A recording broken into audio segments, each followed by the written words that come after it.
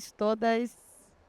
É uma honra estar aqui novamente, né, nesse evento, estar aqui ao lado de pessoas, amigas, inspiradoras. E hoje nós vamos falar sobre o One Health, né, clima integrando saúde, ambiente e sociedade. O One Health é um tema que na pandemia, né, foi falado bastante. A gente vive em mudanças climáticas. E o que isso tem a ver com a saúde? Tudo, né? Se eu não tiver um saneamento básico, eu não tenho saúde. Então, por isso nós temos aqui representante, a Mica, né, como representante do CAU, que é o Conselho de Arquitetura e Urbanismo. Temos o Dr. Mário, que é o Superintendente de Vigilância e Atenção Primária, e o nosso Coronel Simões também. Então, hoje nós vamos discutir sobre esse tema. Não sei se todos já ouviram falar sobre o One Health. Eu vou fazer uma introdução bem rápida aqui. Então, assim, o conceito do One Health, ele é a alteração do meio ambiente, como as mudanças climáticas, afetam diretamente a saúde da população, a biodiversidade e o bem-estar da sociedade como um todo. Ou seja, uma única saúde. E aí, para não prolongar muito, eu já vou começar no debate, que eu sei que o tempo é curto e tem muita coisa para falar. Eu vou começar com a pergunta e depois vocês se apresentam. Eu não me apresentei, né? Desculpa. Eu sou Manuela Rainho, estou como assessora de inovação da Secretaria Estadual de Saúde. Uma honra estar aqui com a nossa secretária de saúde, subsecretário executivo, que é o Leonardo Ferreira. Então, estou me sentindo em casa, né? É muito bom ter esse apoio. Para iniciar, né? Gostaria que vocês primeiro compartilhassem sua percepção do conceito do One Health e de que forma impacta na sociedade dentro da área de atuação de cada um. Então, vou pedir o Dr. Mário, depois o Coronel e a Mica encerra. Você se apresenta e já fala a sua percepção sobre o tema, por favor. Boa tarde a todos, Manuela. Boa tarde, Coronel Simões, Mica. Prazer estar com vocês aqui. Boa tarde, secretário. Eu cumprimento todos vocês aqui, tá? Muito importante, é um tema que, inclusive, está muito alinhado, né, com o momento que o Brasil está atravessando. A gente está vivendo agora a COP30, né?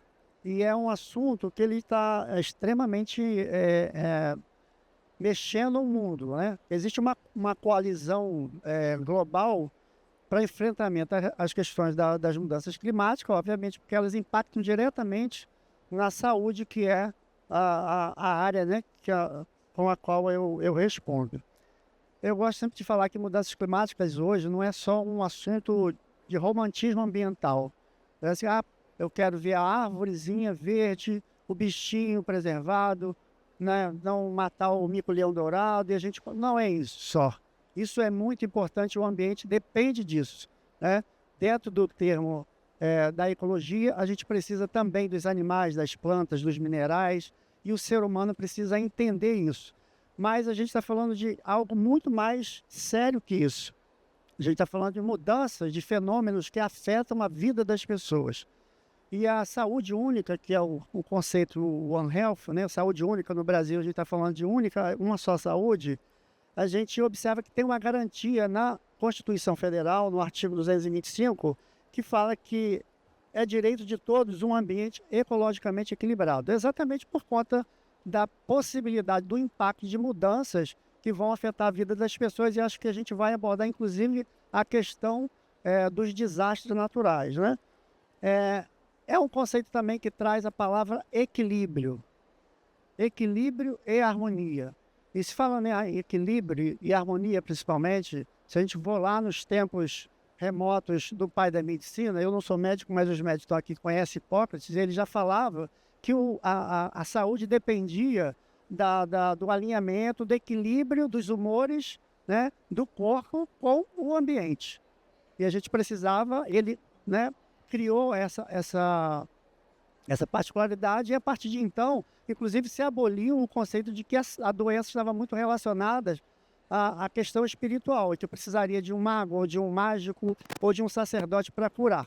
E ele praticamente superou esse conceito. E a outra questão é a conexão que a gente precisa ter, né? Saúde humana, saúde animal, saúde vegetal e a saúde do ambiente.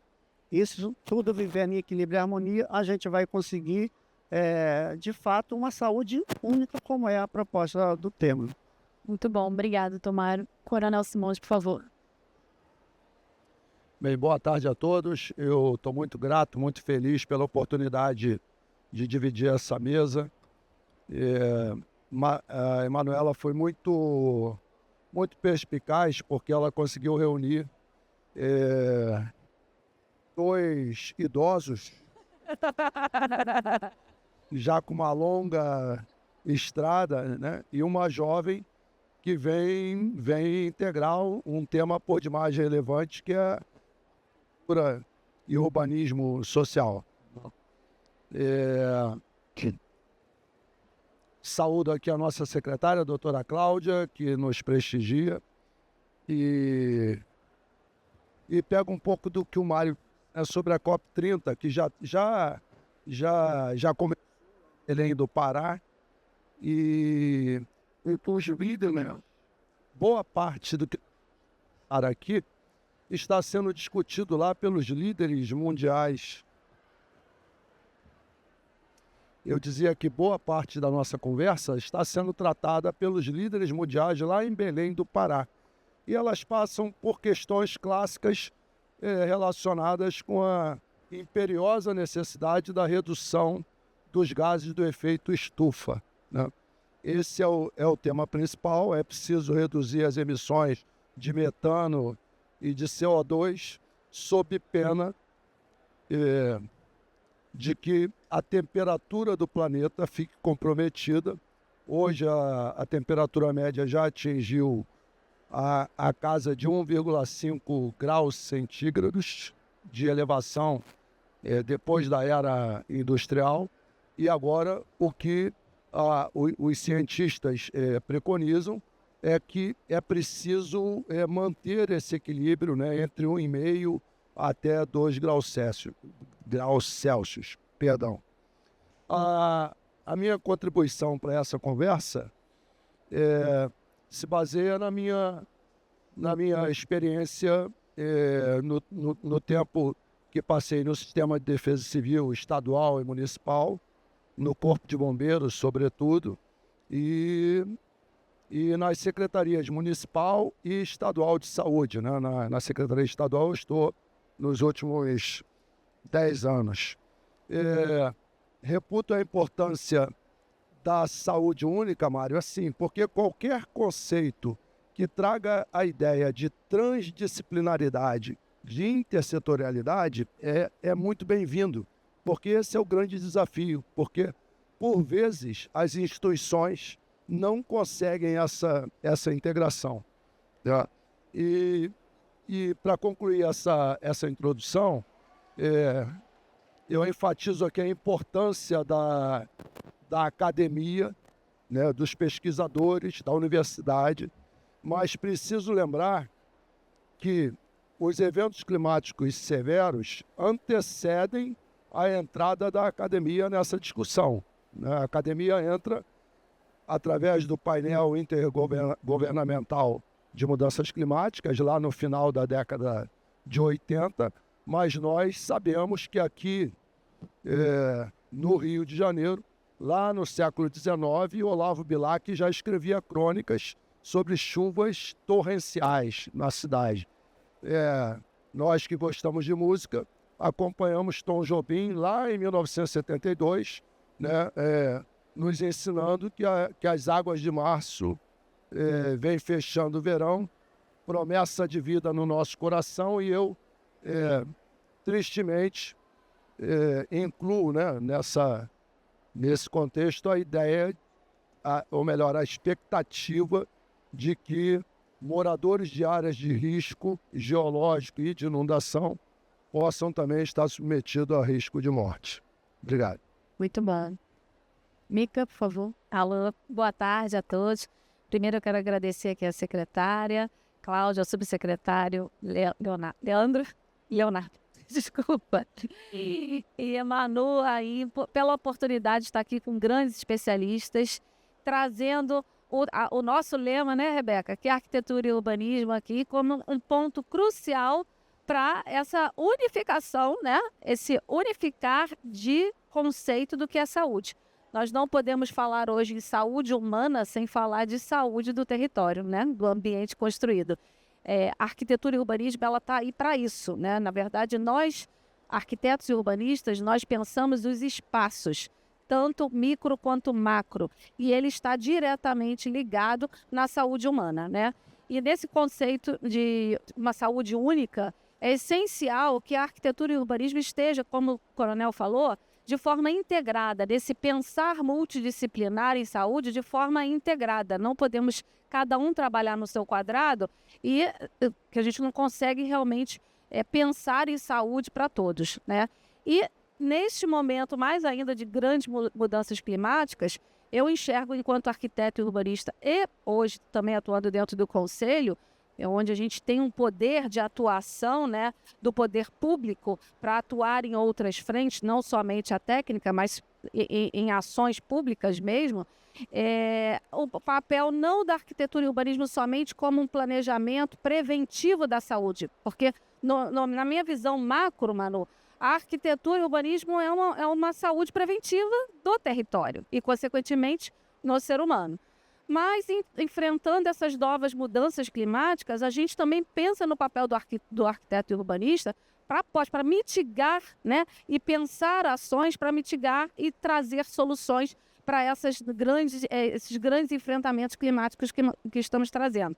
Mas, fechando aqui só essa primeira introdução, é importante essa conscientização de todos que o espaço construído, o ambiente construído, trazendo aqui pelo conceito que o Dr. Mário trouxe muito bem conceituado e elaborado, que a arquitetura e o urbanismo anda junto com a saúde.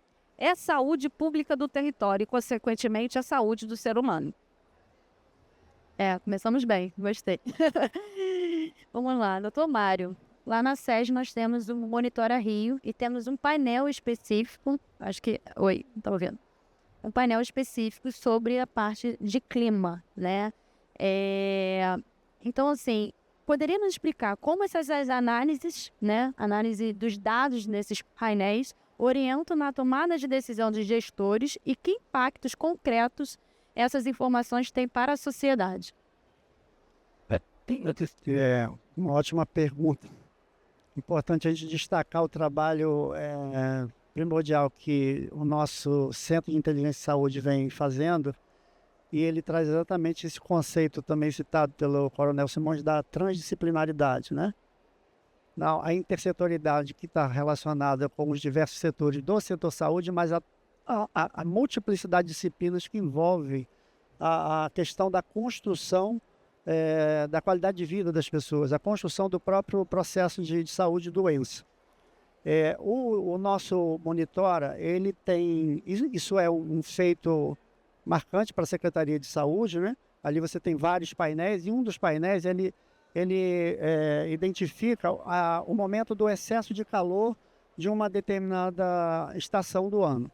Nós tivemos uma experiência no ano passado, inclusive, né, que essa ferramenta ela permitiu você fazer a identificação desse excesso de calor durante 3 dias, né, e identificar que houve na rede assistencial da Secretaria de Saúde, né, nas unidades hospitalares, unidades de urgência e emergência, um aumento considerável de casos de pessoas com aumento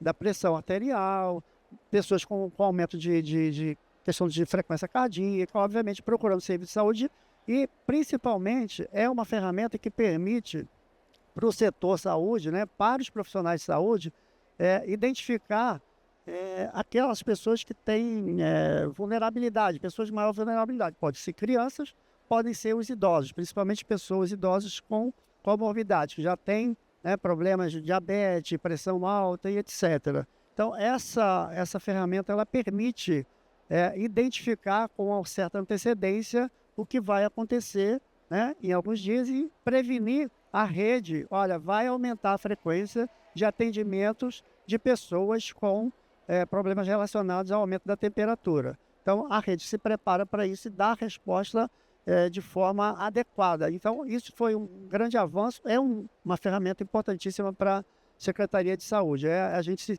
monitorando exatamente a questão do ambiente, mostrando que há uma necessidade premente da gente olhar para o ambiente e não ficar olhando a questão da doença apenas como uma questão do corpo, mas uma questão externa. O que está acontecendo no ambiente está afetando as pessoas. E essa ferramenta permite você identificar isso com antecedência e prevenir a rede de assistência para cuidar dos pacientes, acolher os pacientes adequadamente.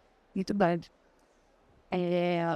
Coronel Simões, como você vê o papel da ciência no contexto das mudanças climáticas e de que forma ela pode contribuir para o aumento de resiliência urbana e prevenção dos desastres, especialmente provocados por chuvas fortes? A gente já tem um Monitora Rio, né? Como é que a gente conecta isso? A ciência é absolutamente necessária, né? Os órgãos todos têm que se valer do conhecimento científico acumulado. Ontem mesmo eu acompanhei a doutora Cláudia num evento lá no Palácio, em que o governo do estado apresentou um trabalho robusto, consistente, de 5 volumes, né? Que trata com estudos de avaliação de riscos de desastres em 30 municípios, né? Essa é uma contribuição significativa do meio acadêmico, do meio científico, né? Eu mencionei aqui inicialmente o painel intergovernamental de mudanças climáticas, porque a partir dos relatórios do IPCC, né, a sigla em inglês, é que os órgãos começam a lidar com essa questão que já é uma realidade, né, do aquecimento global, o que antes era uma expectativa, hoje é uma realidade e as consequências estão aí. E aí é a entrada do meio científico nessa discussão, né? A partir daí, nós temos avanços significativos, né? Assim, só para contextualizar, eu li hoje de manhã em algum espaço do jornal, de 2010 a 2025, por consequência de chuvas fortes, morreram 1.558 pessoas, né? No estado do Rio de Janeiro. E agora, fazendo uma conta rápida aqui, eu já posso contestar esses números, porque eu agradeço aqui a presença dos meus colegas da Defesa Civil Estadual, né? E nós sabemos que só em 2011, na região oceana, foram encontrados cerca de 1.000 corpos e outros 500 desaparecidos. Então, esse número que eu li hoje já está contestado. Mas, na verdade, nós somos oriundos de um longo processo, desde as chuvas 1966 e 67, 1988, 2010, aqui na cidade do Rio de Janeiro, né? Para surpresa de todos nós, de 5 para 6 de abril de 2010, nós ficamos com um tempo nublado durante todo o dia. Por volta de 18 horas, começou a chover. E às 8 horas da manhã do dia seguinte, do dia 6, havia na cidade do Rio de Janeiro, para nossa surpresa, 67 mortos. Está aqui a Tereza, minha querida colega desse tempo de prefeitura, né, que estava conosco nessa noite madrugada. Então, 67 mortos para uma cidade já considerada resiliente foi um número muito significativo. E qual é a razão que a ciência tem tudo a ver, Manuela? Até aquela data, o único radar disponível para cobrir o estado era o radar do Pico do Couto, que é um radar originariamente destinado para atender às demandas da aviação. Então, toda a formação de nuvens de chuva abaixo do espectro do radar não foi vista, né? Então, assim, por vezes, as autoridades se posicionavam dizendo que foram surpreendidas por uma chuva, né, invariavelmente com uma magnitude prevista para um mês inteiro que caiu num único dia, né? A partir daí, qual é o avanço que vai se experimentar? Essa chuva foi em abril de 2010, 5 para 6, 7 para 8. Vocês devem se lembrar de outra chuva na região de Niterói, no Morro do Bumba. A primeira notícia é que havia 200 mortos no Morro do Bumba, isso não se confirmou, foram 43, né? E logo, 2010, em dezembro de 2010, há a primeira ação prática oriunda do avanço da ciência, que foi a inauguração do Centro de Operações Rio, o COR Rio, inicialmente, e que hoje é o Centro de Operações de Resiliência, né? Em 31 de dezembro de 2010. E logo em seguida, em 20 de janeiro, é instalado o primeiro radar meteorológico da cidade, que passa a ser operado pelo Sistema Alerta Rio, um radar meteorológico ali no Sumaré. Nessa esteira, em 2013, vai ser inaugurado o Centro Integrado de Comando e Controle, onde se implanta uma capacidade de tecnologia para ser compartilhada por todas as instituições, né? E, ato contínuo, 2 radares meteorológicos implantados pelo governo do estado, um aqui em Guaratiba e outro em Macaé. Então, o desafio que nós temos é agora, com toda essa capacidade tecnológica instalada, nós sermos capazes de nos anteciparmos e transformarmos esse conhecimento científico em ações práticas de proteção das pessoas, sobretudo aquelas que vivem em áreas de risco geológico ou risco de inundação.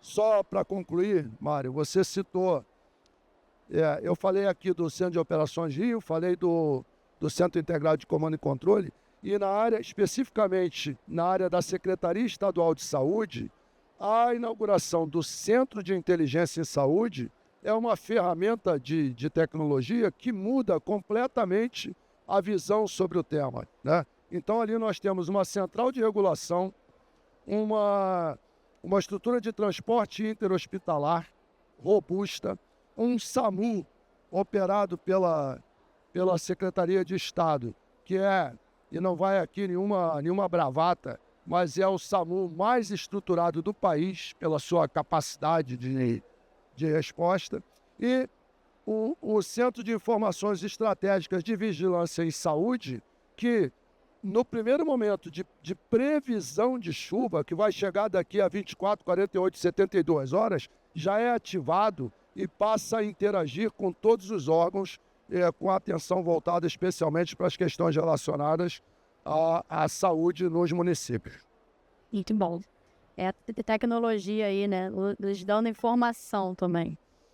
Mica, na nossa conversa lá na SES, né, a gente falou vários assuntos e uma foi considerando a Lei 11.888/2008, que assegura às famílias de baixa renda assistência técnica pública e gratuita para habitação de interesse social, certo? Isso. Como você vê a articulação entre urbanismo, arquitetura e saúde no âmbito do CAU-RJ para antecipar e mitigar os efeitos dessas mudanças climáticas? Isso é a lei de ATIS, né? Não sei se todos conhecem aqui ou já ouviram falar, que é a Lei de Assistência Técnica de Habitação de Interesse Social, que garante às pessoas com rendas até 3 salários mínimos, né, assistência técnica de profissionais técnicos, né, da arquitetura e da engenharia, para que eles possam avaliar suas construções, suas habitações e levar saúde através da arquitetura e urbanismo. E antes um pouquinho de te responder, Manu, eu queria falar um pouquinho sobre a escala da nossa arquitetura e urbanismo, não é mesmo, Rebeca? A gente pode falar da escala micro, falando de edificações, e ali está a arquitetura, ou numa larga escala, que é o urbanismo, onde a gente fala dos espaços externos. ambos estão diretamente ligados à nossa saúde, né? Então, enquanto a gente fala de saúde, se eu falar o termo errado aqui, eu estou num evento específico de saúde, né? Me perdoe. Mas se a gente falar de saúde mental, né? O ambiente onde a gente está convivendo, o espaço interno, a Rebeca falou muito disso na palestra dela lá no Renovation, a sensação que você tem quando você chega no ambiente, isso tudo é causado por uma arquitetura pensada ou não pensada, planejada ou não planejada. Então, muitas doenças mentais, né, não sei se o termo é esse, mas depressão, né, vindo de sensações que o espaço construído ele, né, passa para você. E outros tipos de doenças, como aí físicas, eu não sei o nome, né, provenientes de espaços mal construídos, mal planejados, em larga escala, como o urbanismo, né? Quando você não tem infraestrutura, não tem saneamento, né? Quando a gente não tem acessibilidade, autonomia das pessoas no meio da rua, para caminhar, para ter autonomia mesmo de fato, gestão de lixo, né? Resíduos. Isso tudo faz parte de um planejamento que é pensado pela arquitetura e urbanismo, pelos técnicos, e aí eu falo na área da arquitetura e da engenharia como um todo, né? Então, temos que pensar que o profissional da área técnica de arquitetura e urbanismo, ele não é só um projetista, desenhista de espaços bonitos, né? Ele, na verdade, ele traz saúde através de uma arquitetura pensada e planejada para o ser humano. E pegando o gancho aqui da tecnologia, hoje temos tecnologia, várias tecnologias que o tempo todo vem e vai, né? Que nos permitem hoje, por exemplo, pensar em materiais não tóxicos, pensar em materiais mais sustentáveis, analisar dados para poder pensar e mitigar soluções lá para frente, pensar os espaços para o futuro, né? Enfim, a arquitetura e urbanismo, ela está aí em tudo, em todos os espaços, e precisamos pensar junto. Voltando para a sua pergunta, a ATIS é um instrumento de muita potência, de muito poder que nós temos hoje, né, o poder público tem, para utilizar isso para favorecer a população de mais baixa renda, né? E é onde está justamente a população com maior vulnerabilidade quando falamos de desastres e catástrofes, né? Então, são os primeiros a serem atingidos. E essa lei existe, é uma lei federal, e ela pode e deve ser usada pelos municípios e pelos estados. O nosso grande problema e desafio hoje com essa lei é a escala mesmo, né? São muitas demandas para atuação. Então, precisamos ter braços fortes e pessoas atuantes dentro dos setores para que a gente possa utilizar esse instrumento. Enquanto CAL, como que nós fazemos isso, Manu? É utilizando esse instrumento e o nosso poder de ser interlocutor entre os diversos agentes. Por exemplo, nós, naquela conversa, né, chegamos à conclusão que podemos usar a ATIS, inclusive, para capacitação, vou deixar para a próxima pergunta, para capacitação de agentes comunitários junto com a Secretaria de Saúde. E assim a gente capacitar os próprios agentes dentro das comunidades para poder mitigar e levar soluções em momentos, né, de catástrofes. Enfim, vou deixar isso aí para a próxima pergunta que o Coronel Simas vai falar. Doutor Mário, é um tema tão importante que o Ministério da Saúde, né, ano passado, eles lançaram um guia Mudanças Climáticas para os Profissionais de Saúde, que orienta profissionais, né, sobre os impactos dessas mudanças climáticas. Qual é a sua visão, na visão lá da SES, o papel específico da vigilância em saúde e da atenção primária à saúde para reduzir esses impactos na saúde da população aqui do nosso estado? Isso é muito importante quando você fala o papel do profissional de saúde em reduzir o problema. A gente tem uma questão que a gente precisa pensar antes do problema chegar no profissional de saúde, né?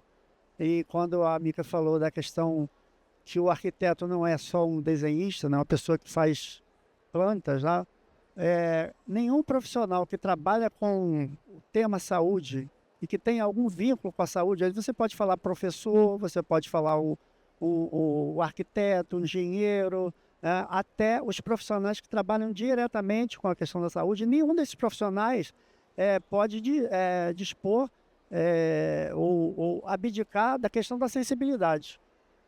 Porque qualquer coisa que você vai fazer um desenho, um projeto de uma casa, você está pensando em um ser humano que vai morar naquela casa.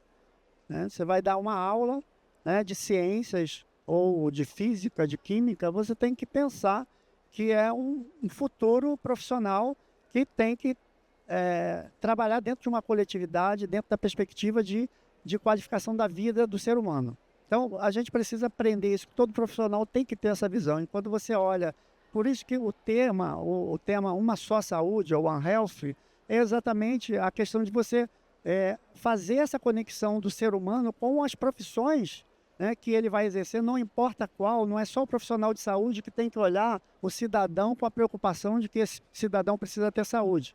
Isso é a ponta do iceberg. O que os profissionais aprendem, por exemplo, no guia, é reconhecer doenças e efeitos relacionados às mudanças climáticas. Eu já citei algumas aqui, né? Ele auxilia as crises da saúde pública, principalmente quando se fala de enchentes. Hoje de manhã, por exemplo, eu vi uma matéria falando sobre a COP30, né? E apareceu lá uma frase, estava escrita: estudo mostra que nos últimos 11 anos no Brasil, eventos extremos tiraram mais de 6 milhões de pessoas de suas casas. É nessa questão que a gente precisa. Quando eu vou fazer um bairro, né, ou construir um conjunto habitacional, o que essas pessoas esperam em termos de segurança da sua própria vida com aquilo que eu estou fazendo. Isso é uma responsabilidade que deve ser, por isso a transdisciplinaridade citada aqui inicialmente pelo Coronel Simões. A gente precisa pensar que cada profissional tem que pensar, né, que no fim de tudo, se ele não trabalha adequadamente, alguma coisa vai gerar impacto na vida das pessoas. Então a gente precisa pensar coletivamente. Muito bom também. Coronel Simões, como essa articulação, né, entre diferentes órgãos, saúde, meio ambiente e defesa civil, pode ser fortalecida diante dessas crises climáticas e de que forma essa integração impacta na prevenção e na mitigação de riscos para a população do Sul Fluminense, aqui do nosso estado, né?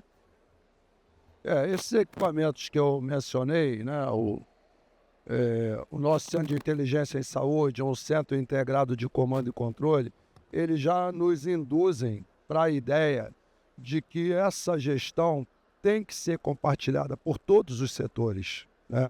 Se a gente pensar numa chuva forte, a gente precisa do sistema de educação, da assistência social, da saúde, dos bombeiros, da polícia militar, da prefeitura, né?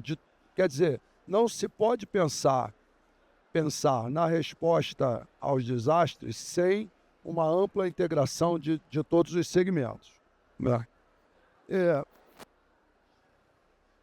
A sigla ATIS, Assistência Técnica de Habitação de Interesse Social. Pois eu queria falar um pouco sobre isso, porque, assim, logo na apresentação eu tomei a liberdade de me autodenominar como um idoso, né? Então, eu sou do tempo de um projeto chamado Favela Bairro, né? Que vinha com essa ideia da urbanização dessas áreas mais vulneráveis, das áreas onde moram as pessoas mais pobres, né? Hoje pela manhã eu li, lá, já numa discussão da COP30, que os países ricos são os maiores emissores de gases de efeito estufa. Isso é fácil de compreender, porque eles se industrializaram, né, muito antes do que o nosso país. Essa é uma outra discussão aí para saber quem tem que fazer um pouco mais, né, sobre o assunto. Mas a ideia do Favela Bairro era justamente urbanizar a comunidade com equipamentos que propiciem arte, cultura, lazer, saúde, né? Rotas de fuga, né? Isso, o Favela Bairro, eu chamo a atenção porque é um dos projetos que inclusive tomou por base o que havia sido feito na cidade de Medellín, na Colômbia, né? E que também se perdeu, porque é uma cultura nossa. Mudou o governo, muda todos os projetos, se deixa de lado o que daria certo, né? Então, assim, é preciso esse olhar uma vez que a gente não tem uma política de habitação em âmbito nacional, né? O que a gente vê é uma leniência comum a todas as prefeituras, todas sem exceção, que fecham os olhos para a ocupação desordenada, é o que a gente mais vê, e não precisa nem ser profissional da área. Passar ali na Grajaú Jacarepaguá, hoje, está cheio de tijolo ali em cima, descendo para a comunidade que está ali embaixo, né? Então, essa leniência das prefeituras é um ponto importante. Os prefeitos, eu acho que essa nova geração de prefeitos já está mais antenada para esse aspecto, né? E não há dúvida, né, Emanuela, sendo objetivo, né, não há nenhuma dúvida que todos os segmentos de governo precisam estar integrados para planejar, para prever, para responder, para abrigar de maneira adequada, né? O que não for assim será a repetição de erros sucessivos. Muito bom. Já estamos chegando aqui no final. Como mensagem, eu vou começar com a Mica, e depois do Dr. Mário e o Coronel Simões, né? Como vocês olham agora, não vou nem dizer, mas acho que 12 meses é o mínimo, né? O máximo a gente agora avalia. Com as questões climáticas, a tecnologia, como que isso a gente, olhando para frente, né? Com esse conceito que nós falamos de One Health. Eu não incluo, quando a gente fala de One Health, meio ambiente, educação precisa estar nisso também. A gente precisa educar a população sobre saúde. Então, Mica, pode começar, por favor. Exatamente isso. Mas só pegando o gancho ali do Coronel, a gente realmente precisa. Planejamento a gente tem, a gente tem capacidade. A gente tem políticas públicas, mas a gente não tem política de continuidade. E é esse o nosso grande defeito, né? A gente não dá continuidade, como você muito bem colocou, o Favela Bairro. O Favela Bairro era e é uma solução urbanística de prevenção e de mitigação dos problemas dentro das favelas, né? A gente traz espaços mais verdes, né? A gente melhora o clima, melhora a respiração, melhora a ventilação, melhora a iluminação, melhora a acessibilidade e mobilidade daquela pessoa. Hoje a gente ainda encontra pessoas dentro de favelas. Eu mesma presenciei uma visita que eu fiz ao Morro da Providência, uma família que vivia num 10, 15 metros quadrados, cadeirante, vivendo lá dentro, e não tinha como sair lá de dentro. Não tinha ventilação, não tinha janela e não tinha esgoto sanitário.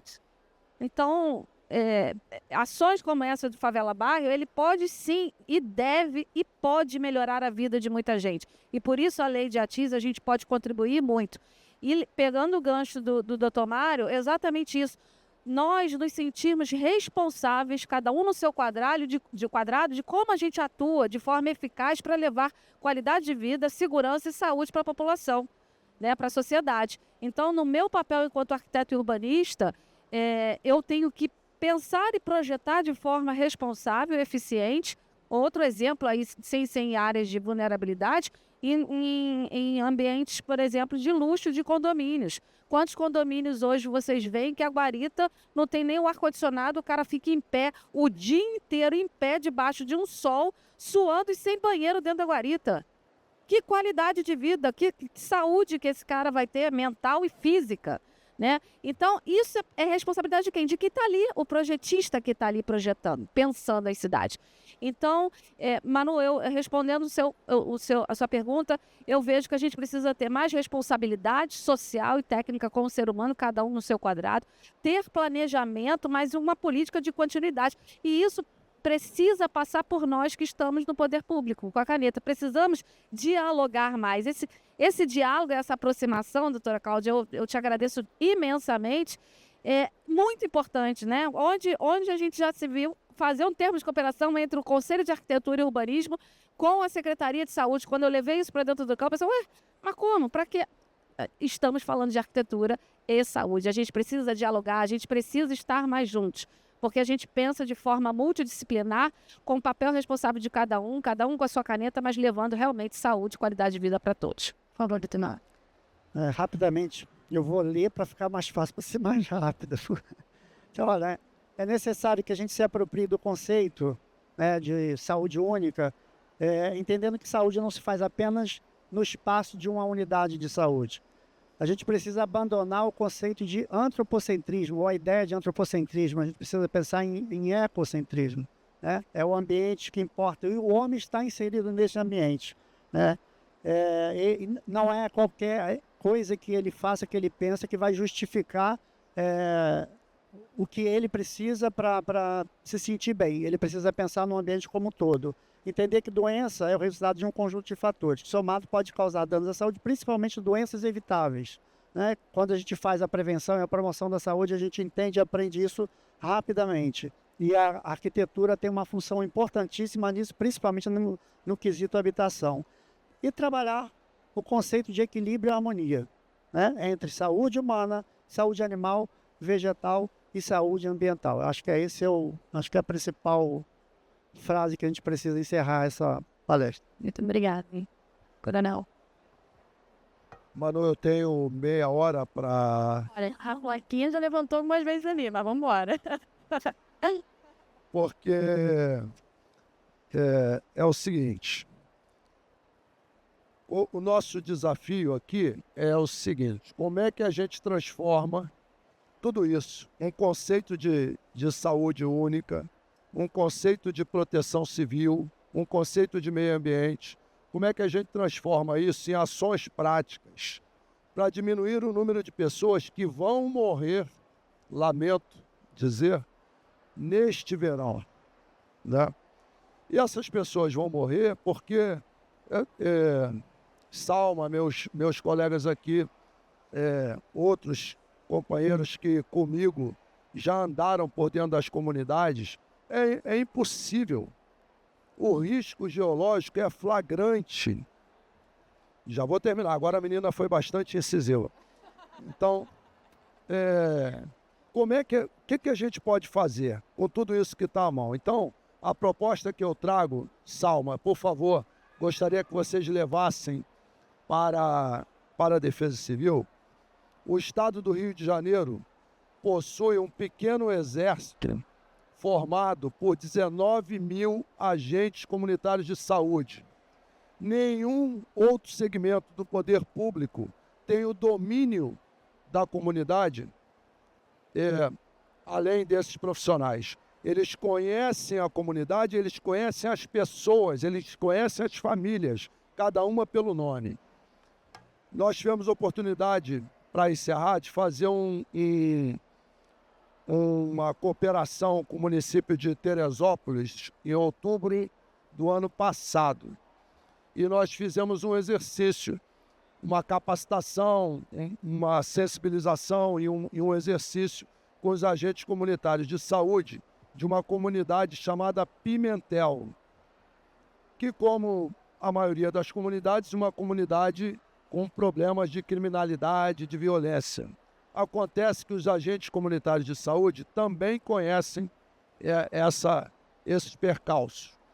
E nós elencamos um objetivo no que diz respeito especificamente à saúde e à capacidade dos municípios, que era identificar famílias com portadores de necessidades especiais, para que, com essa gama de informações que a ciência disponibiliza, hoje a gente recebe no telefone celular um aviso de que amanhã, a partir do meio-dia, nós teremos chuvas moderadas ou fortes. Esse tempo é suficiente para, numa estrutura organizada, com a comunidade organizada, preparada, nós desocuparmos, nós retirarmos essas pessoas que têm dificuldade de locomoção, que têm deficiência auditiva, que têm deficiência visual, ou o que seja, né? e nós fizemos um exercício muito proveitoso nessa comunidade lá de Teresópolis, e eu quero enfatizar isso, a importância de que a gente utilize esse grande exército, porque todo o material didático que eu tenho acessado tem uma abrangência grande sobre a complexidade do tema, mas, como se diria no mundo das escolas de samba, né? Alegoria, adereço, nota 10, mas o samba no pé ninguém diz como é que faz. Como é que eu retiro essas pessoas que não estão sensibilizadas para o sistema de alerta e alarme por sirenes centrado nas pessoas, não estão sensibilizadas porque os municípios não foram capazes de preparar essas comunidades, né?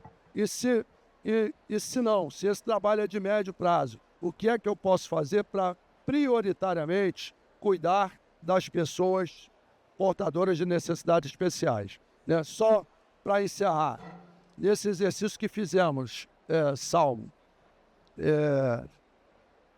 num dia de sol, nós fomos retirar uma família, uma senhora com várias comorbidades e sem condições de sair de casa sozinha, ela, o marido e os filhos.